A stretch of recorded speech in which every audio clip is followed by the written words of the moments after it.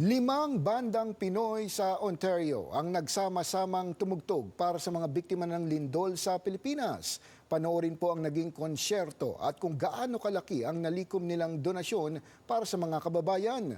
Narito ang report.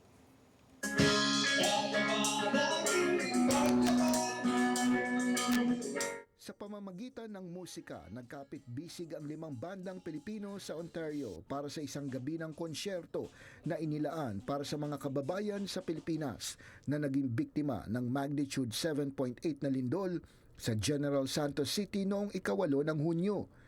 Tinawag na rakraka na, yugyuga na, lumikom ng donasyon na ipapamahagi sa mga nawalan ng bahay dahil sa malakas na pagyanig ng lupa. Naawa talaga ako ng sobra. Paano na lang yung mga mothers, yung parents, yung mga children na really affected itong lindol na ito. 7.8, imagine. Out of the 26 barangays in General Santos City, itong Barangay Lagaw ang pinaka na yung 1,000 residents talaga. 1,000 families yung affected. Yung bahay talaga na guhong-guho, wala, as in wala.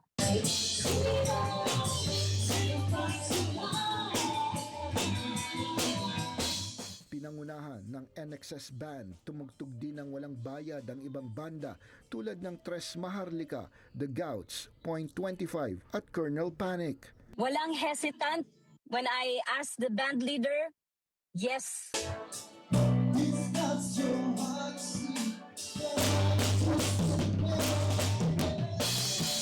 Hindi naman nabigo ang grupo dahil bumuhos ang suporta sa konsyerto na ginanap sa Lola Liza Foods sa Cambridge, Ontario. Sa biyayang natatanggap sa Canada, marapat lamang anila na magbalik din sa kapwa, lalo na sa mga kababayang nangangailangan. Nagtayo rin ang NXS Band ng GoFundMe page para sa mga biktima ng lindol.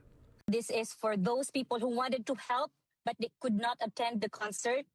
So, hindi lang mga Filipino yung Filipinos, but even mga Canadians, they also extended help. Nasa 5,000 dolyar o mahigit 200,000 piso ang nalikom ng grupo.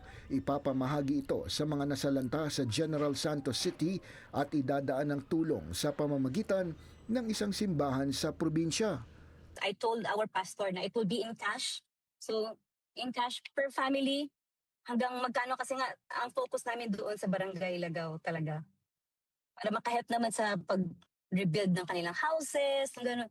In one way or another, kahit maliit na amount man lang per family, makatulong kami. Hindi man kalakihan nila ang may papadala, makakatulong na rin ito sa mga pamilyang pilit bumabangon ngayon matapos ang trahedya. Kahit gano'n yung nangyari sa kanila, I pray for sa healing sa bawat isa, bawat pamilya na nandun, at saka I pray for fast recovery ng kanilang mga puso, ng mga isip. Alam ko parang mentally sila doon, at saka ma-rebuild din, maka-recover and ma-rebuild yung kanilang mga houses. Ang konsyertong ito patunay rin anila na buhay pa rin ang bayanihan, lalo na sa mga Pilipino sa Canada na handa palaging tumulong. Pinaplano ngayon ng isang konsyerto ng pasasalamat para sa lahat ng mga nag-ambag sa bayanihan at sa mga hindi nag-atubili na magbalik ng kanilang mga biyaya sa mga nangangailangan.